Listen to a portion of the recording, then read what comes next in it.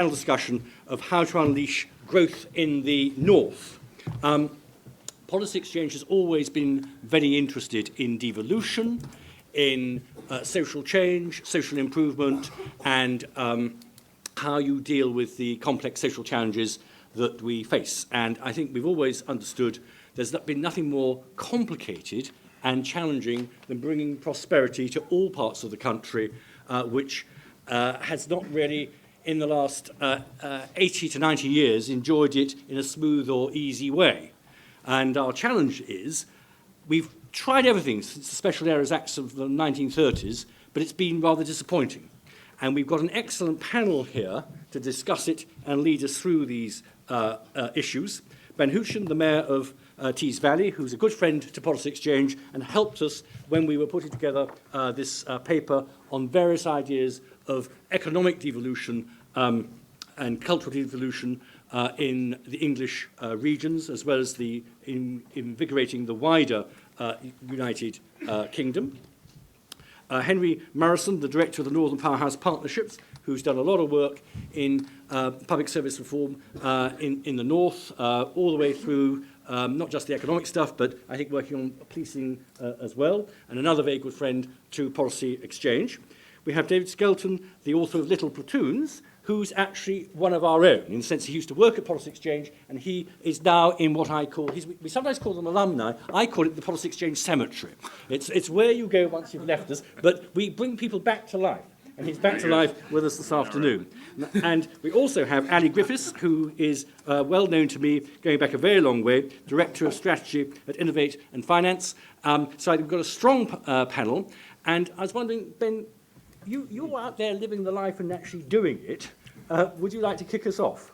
Yeah, absolutely. Well, it's great fun.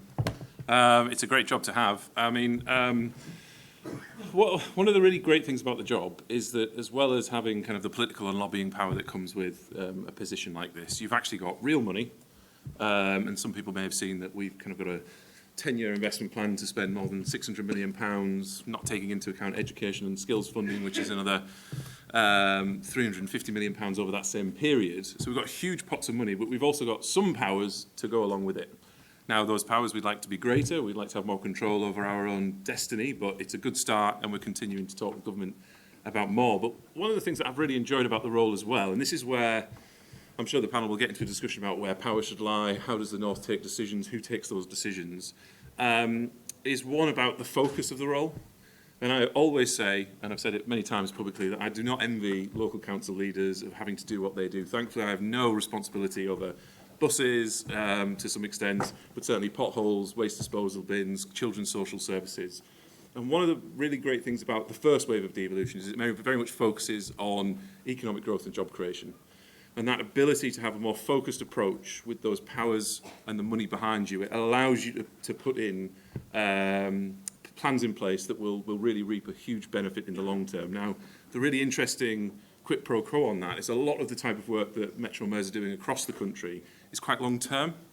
You know, we can talk about, you know, my two local stations, Middlesbrough and Darlington, that need rebuilding, you know, new Tees crossing, revitalising our local airport. You know, that all doesn't happen overnight.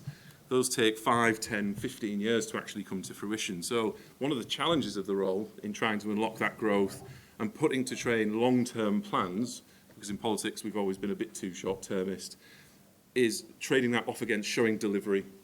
And Metro mayors in particular are a very new creature, only been around a couple of years, and having to justify to the public why we should be there, why it's not just another layer of bureaucracy, why it's not just another politician to be able to stand on a soapbox and argue the toss over whatever they want to argue about. What's the value to the public?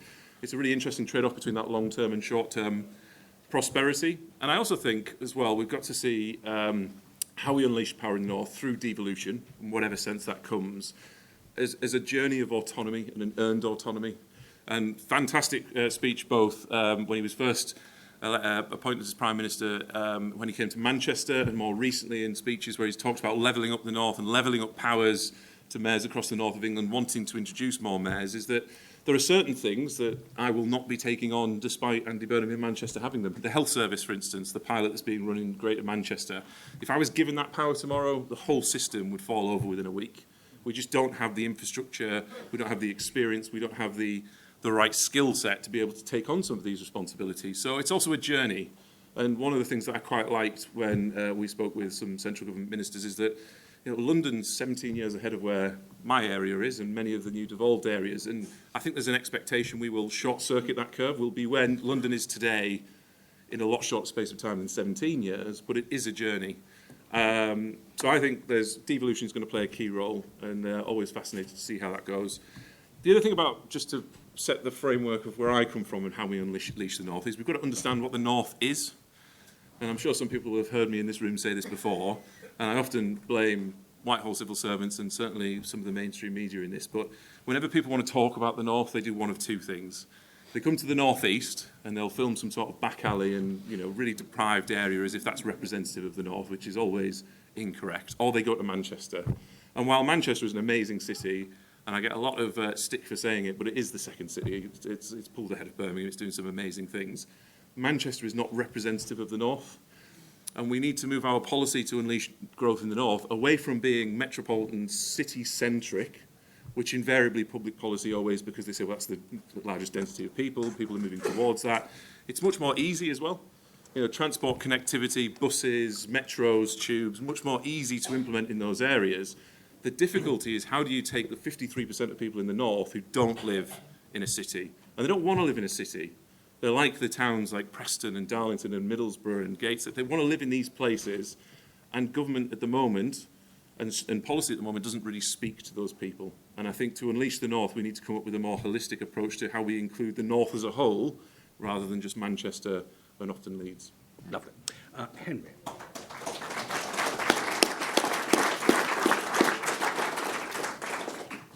So there are kind of three ingredients of a northern powerhouse. So I'm gonna bake you a northern stotty or something appropriate if we're going to trade some cultural references. So and it doesn't start with trains. I think some people think this is all about trains, right? And it isn't. That's not the point of what we're really talking about. So industrial strategy and where the government currently is points you to wanting to make a long-standing change in the way our country works. And this isn't just to benefit the 15 million people that live here in the north of England, it's to benefit the country. Because our divided country is why we have such low productivity. It's why I don't want London to have to subsidise where I live. Do you mean? I want the north of England to pay its own way, and I want us to not be paying for the costs of economic failure, but instead be harnessing the incredible potential and the economic assets we actually have in the north of England. And so all the things that people think is wrong about the British economy, our lack of exports, well, it's not true if you go to the northeast. The northeast is an absolute export success story. The fact that we are overly dependent on financial services and other professional services to the expense of other economic activity, not true in the north of England. And here, there is a town-city dimension. We do have a very strong digital economy, including in some of those kind of not city metros like Middlesbrough, which absolutely sort of plays the role of a city economically. And so I would say that if you talk about the economic orthodoxy, you need to understand that, yes, metro economics is not dead. You do need city regions, but ironically, city regions don't always have cities in them. So if you agglomerate economies, you don't actually need to have a city. And sometimes the Tees Valley calls itself a city. It uses that brand because it's helpful. Because economically it functions like one. So the fact that it's made up actually of some independent places, when the investor turns up, they realise that. But when they see the door, actually they're getting the same offer that a city would offer.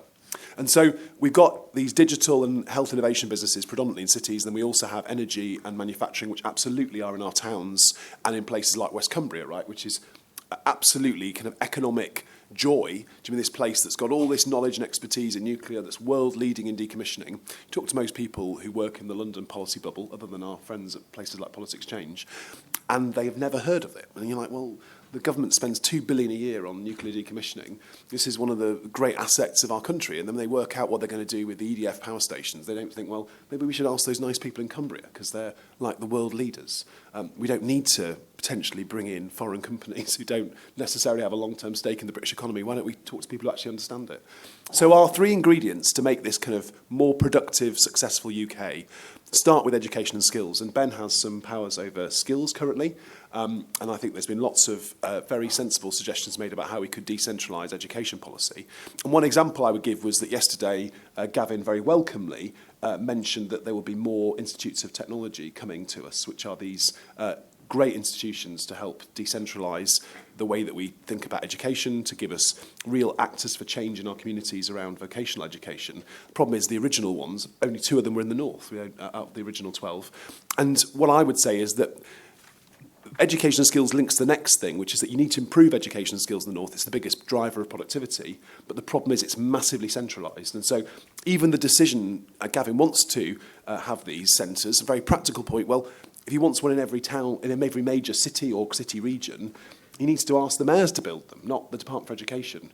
And so the reality is if you want to change anything about our country, you have to realise that devolution is usually going to be the mechanism to secure what I would call that differentiated policy response. So if you do everything from Whitehall, however good an idea it is, it will not usually work everywhere. And instead, you should give the money to people like Ben and share with them your intent, but trust them to do it better than you can trust civil servants to do it from the centre. And my final point is that, so yes, devolution is vital, the extension of devolution is vital, very practically, it links to that first ingredient in the cake of education and skills, but your last point is the connectivity point. And I think the challenge we have, and it is the dilemma of our cities, is that the tensions in the north between our towns are kind of Brexiting voting areas, and I think there was people in the Treasury the day after the referendum who reflects on the fact that many people who had voted in the north of England probably weren't predominantly voting on the European Union as an issue, but about the nature of their lives and the feeling of them being disempowered. And maybe if they'd done this Northern Powerhouse thing a bit earlier, then there may have been a different result. And that's a historical reflection that I'll leave with you. But my point is that as long as the cities are not well enough connected with places like Middlesbrough and the places that Ben represents, it can take you an hour and a half to get as a commuter from Yarm to Leeds in the morning. It's not a long way, but you cannot live in Yarm and commute to Leeds practically, for example, which is nuts. And it's a great place to live, as Ben knows. So what we need is a north where the interests of our city regions that have cities in them and our metro-economic regions that are based on towns like your West Cumbrias, like your Tees Valleys, like your Lancaster city regions, where we want to put Eden North, which will be a huge opportunity for the north. So we need to still do some of these big, bold things. If you don't have the connectivity, how does the young person in Tees Valley benefit from something in Morecambe, or be able to imagine that they could get a job in Leeds, or more importantly, actually, that someone in Leeds could imagine getting a job, say, at the former SSI works, where there's some huge opportunities to create a real, genuine industrial revolution 2.0, a scale of ambition that Ben has, which is transformative. So I suppose I reflect that the north at the moment is still not one place. It is a series of places. And we have to, the connectivity point is that eventually it will be like London is, where regardless whether you live in Brighton or Stevenage or live in East Ham, you are able to access whatever opportunities London can offer. That is not yet how the north works. And to get that real connection for our towns, they need to be able to attract talent in the same way that Manchester can.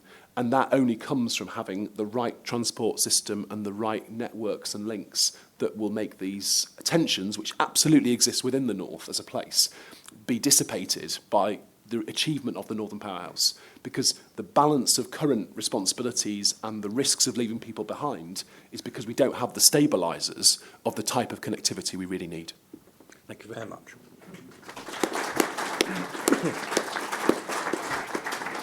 Ali, I just wondered if you'd like to come in. Thank you. So I stood for Parliament in Blaydon in 2015, and that was really my great introduction to the absolute power that the North East and indeed the North has to offer. And I felt so passionately about how the opportunities weren't being used enough. 3 Russell Group universities nearby, the road, rail, air infrastructure. There is absolutely no reason from a base infrastructure point, although I take Henry's point about the wider infrastructure, there is no base reason why the North East and the North in general should not be every bit as successful as the South. But there's a statistic which sort of has really sort of struck me in my work as Director of Strategy at Innovate Finance. That's the trade body for Fintech. And that is that 80% of fintechs are based in London. And even worse than that, 90% of investment into fintechs is based in London.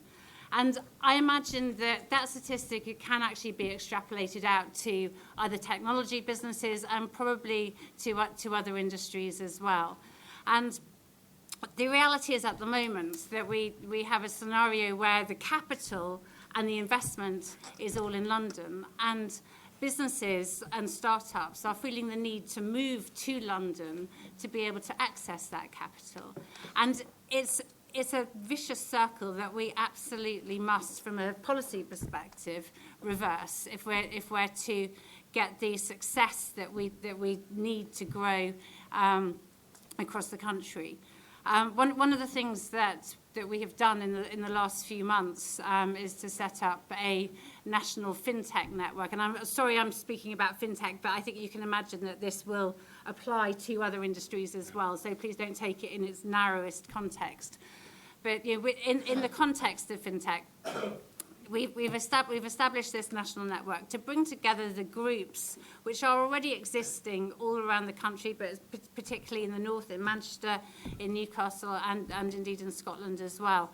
So that we've got a cohesive ecosystem where we can actually bring investors from London to events all around the country, to enable cities together to lobby for what matters to them. So for, you know, in terms of talent, in terms of diversity, in terms of investment, because I think that's one issue that we do see in terms of the success of cities outside London and again into the north, that you have individual cities campaigning for what they need locally, whereas actually often those issues are the same. Let's take the north as a whole. If you have Manchester and Leeds and Newcastle all campaigning separately for actually the same thing, you lose the power. So I think you know, that's one message that we're really trying to get across, really wherever we go, that encouraging city mayors and metro mayors to work together more cohesively to get the growth that they need. You know, the other thing that we're really trying to encourage across the regions is the establishment of innovation hubs, and the announcement that you just made about the institutes of technology is extremely welcome. Because you know, one of the reasons that London has been successful as a technology hub is because you have got that ecosystem of capital, of talent, and of technology all coming together. And there's absolutely no reason why that can't happen in other cities. It just takes the desire and the will to really make it happen. And that's why I think devolution and the city mayors, the metro mayors are so powerful. And you know, certainly from a trade body perspective, we will be doing absolutely everything we can to grow out the success that we've had nationally. And I think, you know, certainly from a post-Brexit perspective, the way that the UK will be successful is not from London. It absolutely is from the rest of the country. Thank you very much indeed.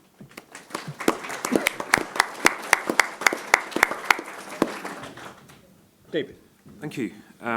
Good to be rehabilitated from the Post Exchange Cemetery for an hour or so.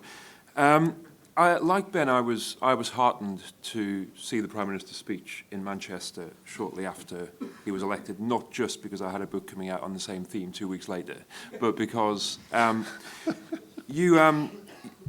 the referendum, you had lots of people talking about the north and left behind towns. You had kind of busloads of journalists going to Barnsley and Doncaster and Concert. And you had talk about this for about a month or 2 months. and promises of change and promises of delivery. And then things went quiet. People talked about the horse race of Brexit as opposed to the causes of Brexit. So I was really heartened to see that, again, we're talking about the causes of Brexit. Again, we're talking about narrowing those regional inequalities, which have blighted our country for way too long. I mean, there's a few stats. The health and social differences are stark. But the City of London GVA per head is over £300,000 a year. That same figure in County Durham is 16,000. So that is just a stark reminder of how the regional inequality is just considerable. And also, the North took longer to recover from the recession than the rest of the country. Between 2010 and 2016, growth in the UK economy was 12%. In London, it was 22%. And in the North East, it was 4%. So not only was there a gap anyway, but that gap was growing, which is why once Brexit is delivered, I think the absolute priority of this government should be to deliver regional growth, local growth, and strengthening towns that have been forgotten by politicians of all parties for way too long. So I published this book, Little Platoons, about how a One Nation agenda could revive our towns and also redraw the political map. And a lot of it goes back to my hometown of Consett, which used to have one of the biggest steelworks in the world, provided the steel for nuclear submarines, etc. And those steelworks closed 37 years ago, and still a lot of the identity of the town is in those steelworks. The town has bounced back. There are some... The population initially really dived, but now it's recovered. But a lot of people who live there now commute to Newcastle, commute to Durham. There hasn't been a replacement of the kind of jobs that people have dignity, people have pride in. And I think it's really important we look at how we can turn around towns, which is why it was so heartening to hear Ben talk about towns as well as cities. Because in the whole kind of regeneration agenda, we've often forgotten about towns.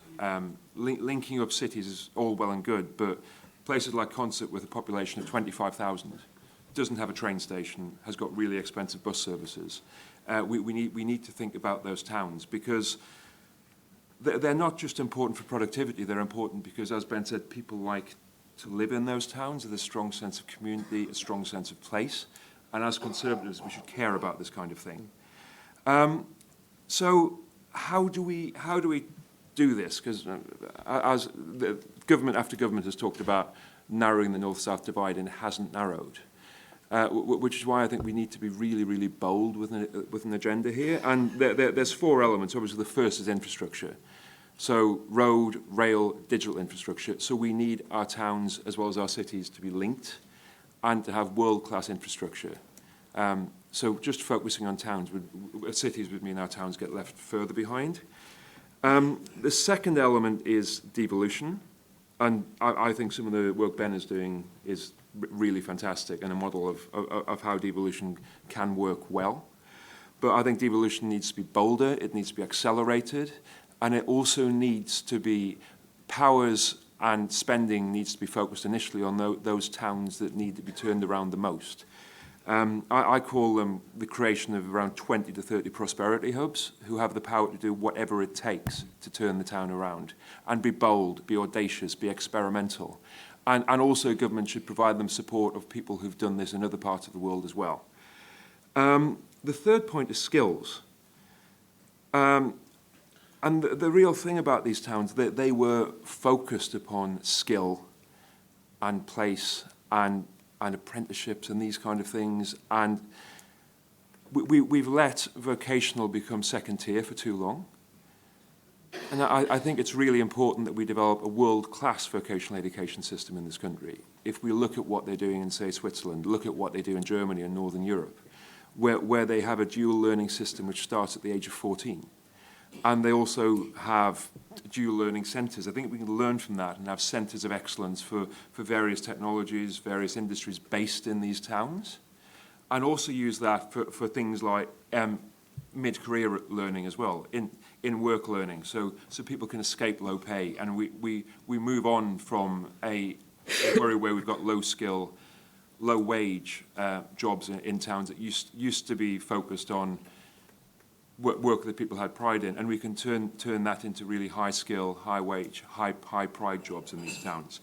And the fourth element is something I call reindustrialization. We talk a lot about deindustrialization, and its impact is still being felt, both socially and economically. If you look at the UK has deindustrialized more than any other economy in the G20.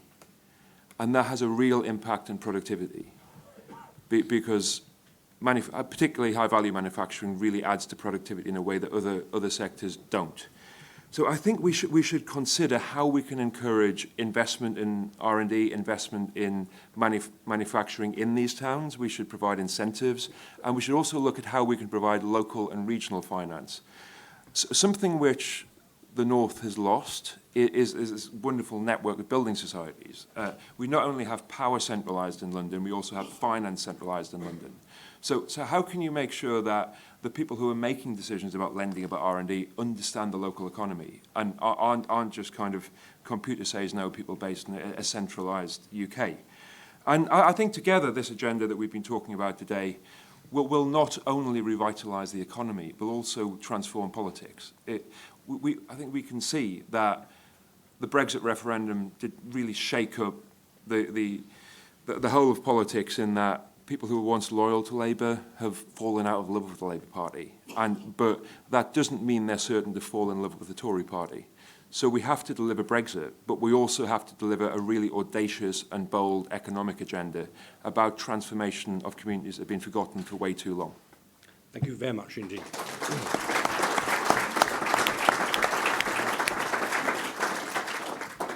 Picking up on something that David's just said, I'd like to actually ask the panel before we throw it open to questions. One of the things I find very interesting in this whole discussion, we talk about unleashing growth in the north and regions that haven't participated fully, and it's very forward-looking. It's new technologies, it's adjusting to change and all the rest of it.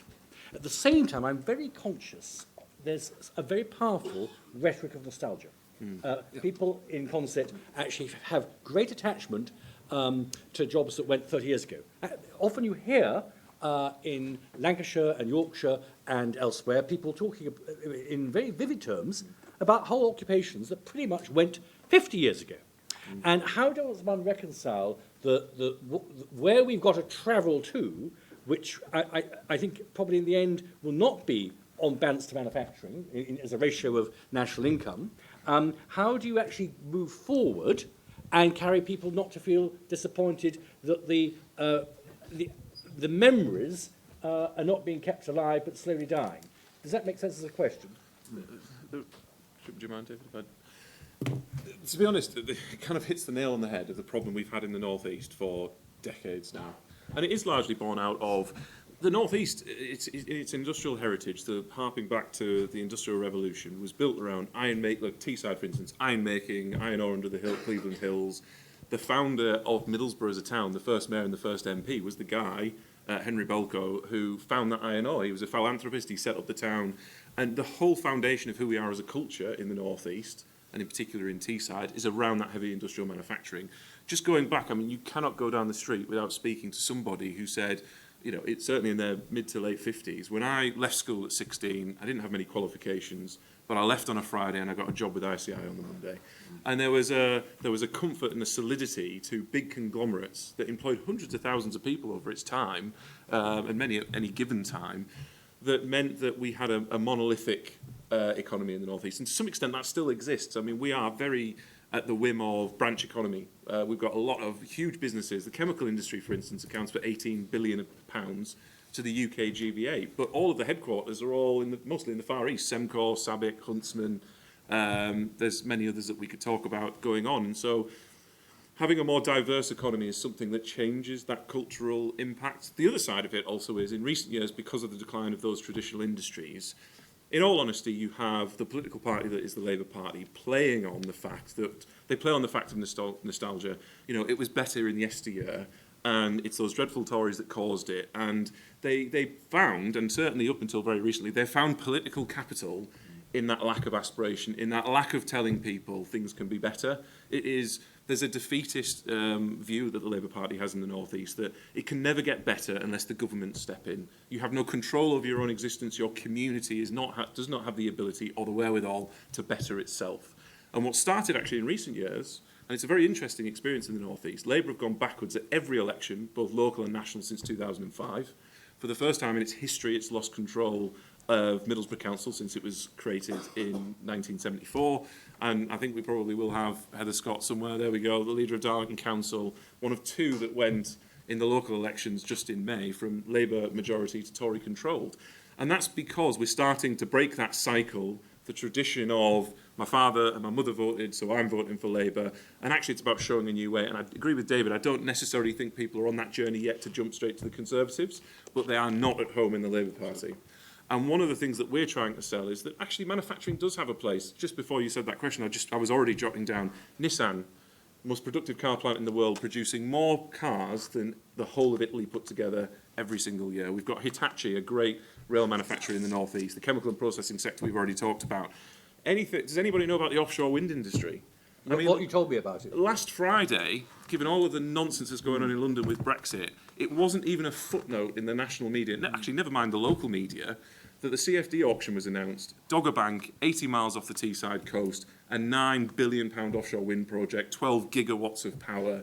Actually, that's aspirational. That's saying to local people, you know what, if you're in the oil and gas industry, you've been in the steel industry, you've been in the processing industry, with a bit of reskilling, you can get into the offshore wind industry. And you've now got 10, 20, 30 years of work there, doing the things that we've done for centuries now. Now, that's not about, again, it's about keeping up with the 21st century. It's not about throwing the baby out with the bathwater. It is how do we utilise the skills that we've always had and the psyche that we have for good industry and manufacturing and apply it to a 21st century economy. Because Teesside and many parts of the country, they're never going to replace London as the financial centre. We're not going to become Silicon Valley. But actually, we've got a darn sight more than people realise to add value to the UK economy than people currently realise. And we've just named but a few. There's many, many more across the north of England, outside of Teesside. We also have to be careful not to fall into that trap that the north is somehow falling behind in the sense that it's not capable. Actually, it can be capable and is capable, and it needs to be given that chance. And that requires, I believe, through devolution, a wholesale change in the way the civil service approach rebalancing the economy, which it isn't doing effectively at the moment. Now, David, do you want to quickly come up? I'm very conscious we've got an audience and I know they will want to talk to us. Do you want to go first? Yeah, sure. I'd agree with everything that Ben said there. The nostalgia point is really interesting because you go to concert, the local brewery names all of its beers after the steelworks. There's like Red Dust and the Works and this kind of thing. The football club is still called the Steelmen. So the identity is still very, very tied up in something which closed 40 years ago. And I kind of agree that nostalgia is a problematic thing. You got the Durham Miners Gala, again, that's a nostalgic thing. But I think it also shows there is something deep in the psyche and deep into the bones about making things, about skill, about manufacturing. And I think building on this, as Ben suggested, to make sure that the skills are available, the infrastructure is available, to be able to have a second generation of this kind of thing, knowing we're not going to reopen some mono-industrial town, but we are going to have, can we attract, and can we use finance and incentives in terms of the R&D investment to attract industries to locate in these towns and create hubs around these towns as well. And the R&D spending point as well, the massive majority of R&D spending in the UK is located in Oxford, Cambridge and the South East. So what can we do to make sure that also goes to the North East and the North of England as well? And universities, I think a point was made, there are world-class universities in the North East. World-class research universities, Newcastle, Durham, Sunderland are all fantastic universities and particularly areas of expertise. How can we utilise those great universities and also these great vocational institutions that I want to create to make sure that there's links with the private sector and they also help drive the growth as well? Henri.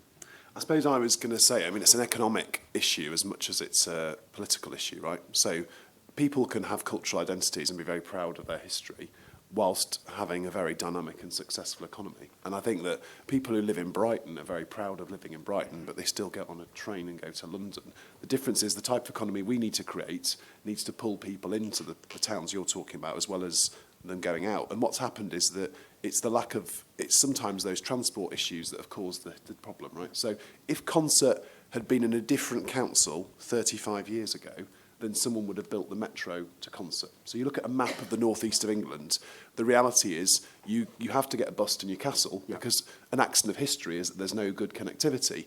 And that means that the fate of Concert has been decided before it was ever chosen, right? And actually, so I think what you look at is a place like Sunderland, for instance, which has got some incredible assets in manufacturing. It has an incredible manufacturing park. You look at some of the assets in a place that's very different, like Cheshire, when Alderley, when one of the big pharma companies left, you now have more productive SMEs employing more people on that site than you ever had when there was a big single employer. And so the link between the AstraZeneca and the Concert is that they have both faced the challenges of structural economic change.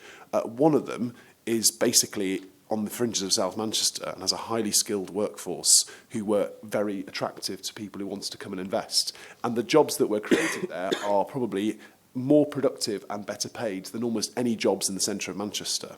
So I suppose I'm the agglomerationist who doesn't just love cities. So don't reject agglomeration and the benefits of connectivity and the ability for people who live in places to aspire to go to university, for instance, or work in big institutions, because as long as the polarity is not skewed, that doesn't have a negative economic consequence. So we need to be creating places that people want to work in and contribute to that they don't necessarily live in.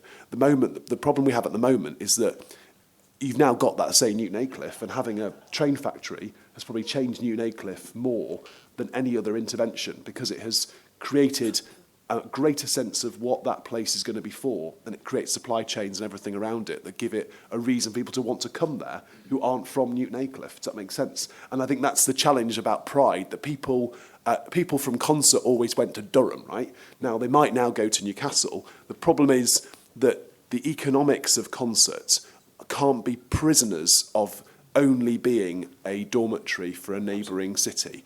And I think that a lot of the agglomeration literature and the purpose of the Northern Powerhouse project has been slightly misunderstood, which is that the role of Manchester, for instance, or Newcastle, or kind of the kind of Greater Middlesbrough, Teesside, Tees Valley kind of agglomeration is not just to themselves. They serve a function to the places that surround them.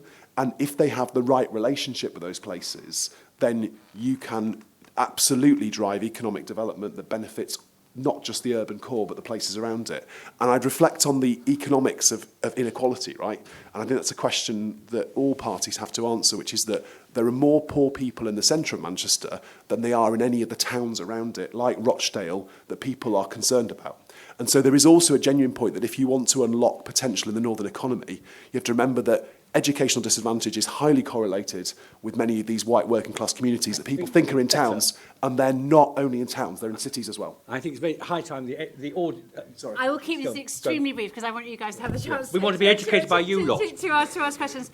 The only thing that I really wanted to say was, the mining towns in the constituency that I attempted to represent were affected dramatically by the fact that there were literally no buses even into Newcastle. So I think the point about towns and connectivity is really well made and absolutely critical. The other thing that I really want to say is that there are these huge technology businesses that are really growing now, and some of them have already started to put their operations and infrastructure outside London, and we need to look really seriously about how we encourage much more of that to come to the north. Right, it's your turn to educate us. So I'm going to take a question right in the middle there. Wait for the machine to come to you. The ugly Probably fingers made in the pointing. north. No, here. No. The evil finger that's pointing there. Hi there, Stephen from Penrith from the Border Association. Yeah, and quick and sharp. Yep. So is there not a concern that if we rush to devolve more powers to regions, such as fiscal and economic policies, we'll find that there's not actually enough money to be raised to invest to deliver the services and growth we need? Very good question. Another question. At the far back there. Ian Walker from Sheffield Hallam. I was very struck by your question, David, about we need to be investing in skills and training and be bold and audacious. My question is, has Policy Exchange considered bringing back something like training and enterprise councils that melded both training and enterprise, but also didn't just work on cities? They're devolved to towns as well. For example, like from South Yorkshire, they had one in Rotherham, Doncaster, and Barnsley. So that would help that. And I'll take one more question. Right in the middle there. Something. So. Thank you. Philip Rush, Chief Economist at Heteronomics. I was also interested on the financing side because the North, and in particular, there's some amazing projects in Tees Valley with European development funds. Quick and sharp. How will you manage the replacement of those funds under whatever scheme comes afterwards, and is there any benefit in allocation? Ali, why don't you kick off? Okay, so too much devolution, economies of scale. Without devolution, sorry, where the question? I think without devolution, we are simply not going to succeed. That statistic that I gave you earlier about London and the centricity of both capital and business in London, without people sort of, making the case and shouting for investment to come to the north, is simply not going to happen. So, I don't think we can have too much devolution. In terms of the economies of scale, you're making the assumption as well that that's only public sector investment, and I think there's a huge case for private sector investment. And the investment that I was talking about earlier is VC capital, and we need to be promoting the innovators and the builders, as AWS would call it, in the north. Ben. I'll go on the two financial questions as well. To take the point from the gentleman at the front, it's always frustrating about the Brexit debate because there's a lot of information out there that hasn't really filtered through. There is already going to be a replacement for European funds, the Shared Prosperity Fund. That means that we will have more control over our own money rather than sending it to Brussels, packaging it back up with strings attached, and then sending us a bit back rather than all of it back. So we'll actually have more money to play with.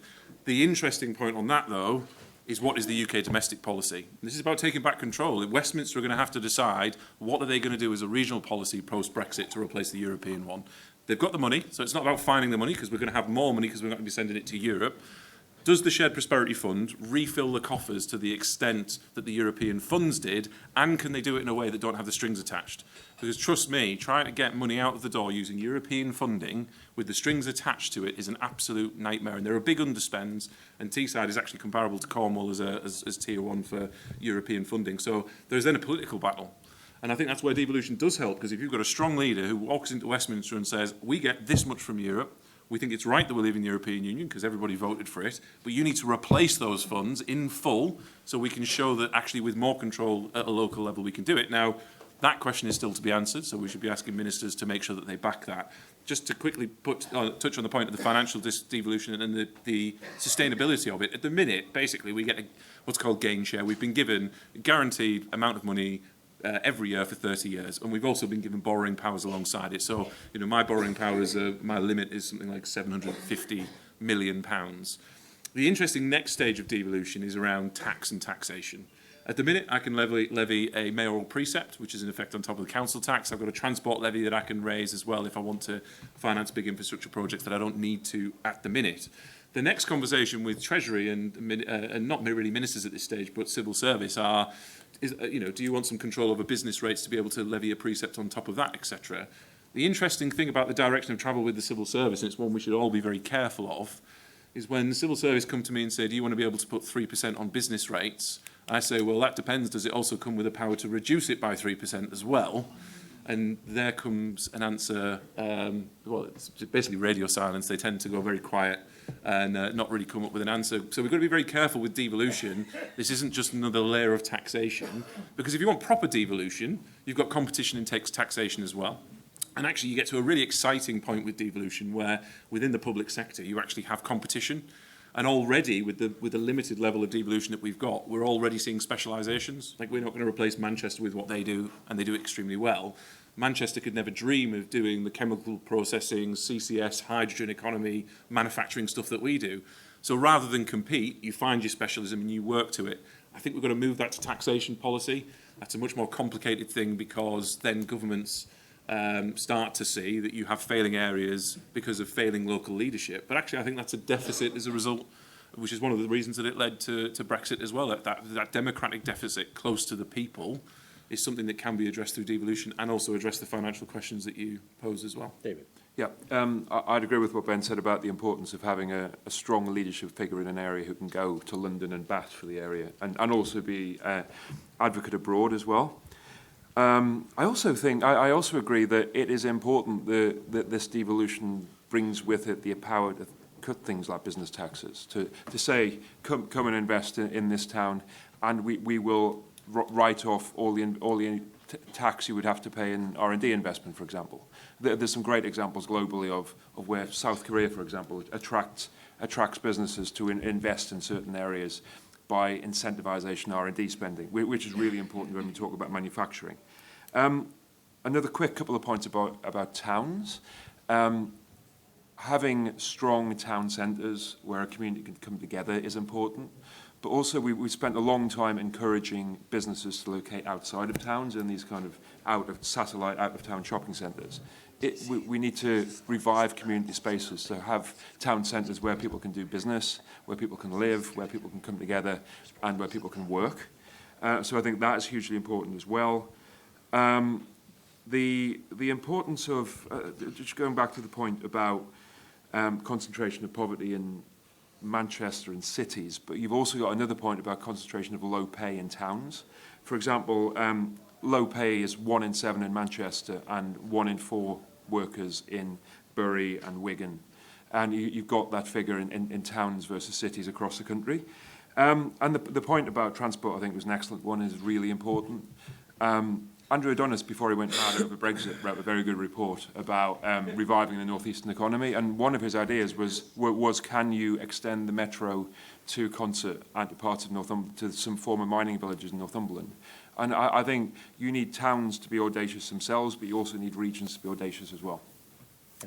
Very quickly, like all good questions, Penrith, people also use that same argument for why London can't have Devo around fiscal taxation. So the point is, you can have fiscal transfers between places' income, even if you allow them to have different levels of taxation and also allow them to retain that taxation. So we've had the Barnett formula, which we've been stuck with for a very long time, which is very unhelpful, because actually the north of England probably does need to have a long-term economic bargain with the centre, and we don't have any of that stability or certainty that, for instance, Scotland and Wales get, and that has caused us huge problems historically. So that's another kind of post-Brexit funsy. And I think you can't underestimate the importance that Ben put on Shared Prosperity Fund, because that could be really difficult. We're running out of time. What we're going to do is we're going to have a very, very quick round of questions, and then you do your final wishes as we run. So a lady at the back there with my finger pointing at her very rudely.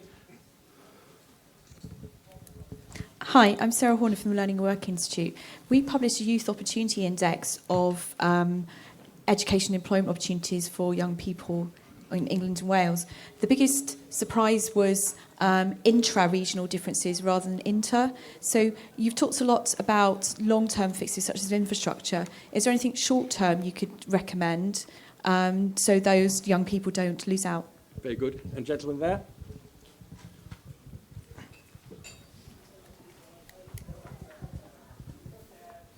Hello, Sam Bohm, member from Thirsk Malton. It seems to me we all agree that Conservatives have the ability to rejuvenate these areas, and Ben is a fantastic example of what's happened in Teesside. But Concert voted for Laura Pidcock at the last election with a barely reduced majority. So what comes first? Do they have to vote Conservative and have local Conservative politicians to be able to drive this? Or can we basically impose these sort of policies on areas that aren't voting for us? Very good. And I'm going to ask the council to work backwards from Harry across to have their final wish. Okay. So on the inter-region differences and youth, I think ultimately comes back to education, and you know, I think you know, working with the Department of Education can be problematic, but I think within devolved infrastructures there's a huge amount that can be done in terms of training, and I think you know, individual sectors need to be working with the LEPs, with the Metro Mayors to really drive that through. Truthfully, I haven't got a short-term immediate solution, but I'm going to look to Ben for that, because I mean, you've probably been thinking about that for a bit longer than I have. Yeah, I think the second point, actually, I definitely am going to just defer to Ben on that, in the matter of time and expertise. It's a brilliant question. It's a really interesting one as well. A very, very short anecdote. You know, before I was elected, or in the run-up to the election, I know that the Labour Party in the North East and in Teesside and their Labour candidate was planning on doing this job between half a day and a day a week. If I could find half a day in a month, I would love to. So it's one thing putting the structures in place, but you've got to have the drive and the leadership to do it. The honest answer is, and I can say this, yes, I'm a Tory at a Tory conference, but the Labour Party have completely run out of ideas and drive for how to really affect change. And had the Labour candidate won in Tees Valley, they would have just carved up the £600 million pot 5 ways to subsidise the things they're already doing in the local council, and they wouldn't have used it to create that step change. They wouldn't have done, for example, really interesting, a reverse devolution here, that we've just launched. I appreciate it's not the first in the country. We made a big song and dance about introducing, simplistically, Uber buses for rural areas in Teesside that will be on our roads by the end of the year. The government just announced the other day a £20 million pot of money for on-demand responsive bus services, and having spoken to number 10, they did it off the back of our trial, thinking that's a really good idea. So actually there are things that can come from the regions that can help inform central government policy to say, hang on, we didn't think of that. Because this is the thing. I don't have all the answers, central government don't have all the answers. So if you can create a space to allow people to try things, then you get best practice and you get change. But the Labour Party are not the party to do it. Right. We're about to be chucked out. So Carol. Right. I totally agree with Ben about the importance of competition, innovation, experimentation with devolution. I think that's one of its key assets. I think if we get this right, this will be a moment of economic transformation and political transformation. Good point about Laura Pidcock, but you do even notice in concert there is a change in the way people talk about the Labour Party. It used to be almost like an extended member of the family. Now it's kind of, this is not the party I grew up with, but I vote for it anyway. So, and I think you look at a poll last week, 45% of Labour Party members are ashamed of their country. That is not something which will go down well with patriotic working class voters in places like Consett or Tees Valley and all these towns. So I think in 2017 we made purely a case about Brexit. We need to make a very strong case about Brexit and economic transformation that will really reach people, and I think that will bring about political transformation as well. Can I just, I know we're already late, but just a very quick point. Teesside's an amazing example of this. They controlled all 5 Labour councils before the May elections. So between having a really good MP in Simon Clarke, some really good local candidates, some really good parliamentary candidates, they only have one, and that's a minority administration. So when you can get on the ground and you can show delivery, it is not their God-given right to expect the public to vote for them. So as long as we've got the right people on the ground and we show a difference, people will come towards us. But normal people aren't interested in politics like we are. They want politicians to say they're going to do something and do it. And it's surprisingly sad how rare that can be. Henri. So the one thing you can do now is make sure that the schools that teach the kids who are the poorest, that are in Sedgefield and in cities all over, and there are about 300 in the north, and if you spend another £1 billion a year for 5 years, you could essentially close the social mobility gap, because most of those kids that don't do well in life are because they missed out in education, and they are heavily concentrated. And it is a disappointment to me that a Conservative government hasn't yet thought that that would be the right thing to spend a lot of that extra money that's coming out. I think in an environment where you've taken off the fiscal strings, it becomes less defensible to not do things like this, and I think it will be a mistake if going into a general election there's no offer around genuinely making this a country that works for everyone. Old phrase, good idea. Can I thank our panel, and can I thank you very much for your questions and being here, and I hope you found it interesting. Thank you all very much indeed. Thank you very much. I hope you enjoyed it. I'm also having the best teacher. try and get us all into an hour. No, well, no, You it- could it- sit all afternoon and No, talk about exactly. it. Yeah, absolutely. So it's, and, So I could go into a long diatribe about doing what works with those kids. Boys and girls do much better. Hi, how are you doing? Yes.